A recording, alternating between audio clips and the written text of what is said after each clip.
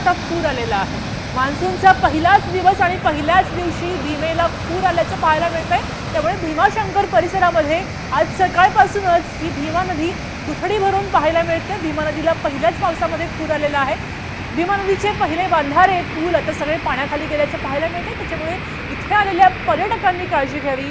अचानक झालेल्या अतिवृष्टीमुळे भात खाचरांचं मोठं नुकसान झालेलं आहे। तशी भात खाचरं चिखलामध्येच होतात, मात्र मोठा पाऊस आला, कणसाच्या वर पाणी गेलं ते पीक संपूर्णपणे झोपतं आणि त्या भाताचा काहीही उपयोग होत नाही। तेव्हा हे संपूर्ण भात पीक पाण्यामध्ये वाहून गेलेलं आहे, संपूर्ण झोपलेलं आहे। तेव्हा भीमाशंकर, भोरगिरी परिसरामध्ये, शेतांमध्ये आणि घरांमध्ये सुद्धा पशुधनाचं मोठं नुकसान पाहायला मिळतंय।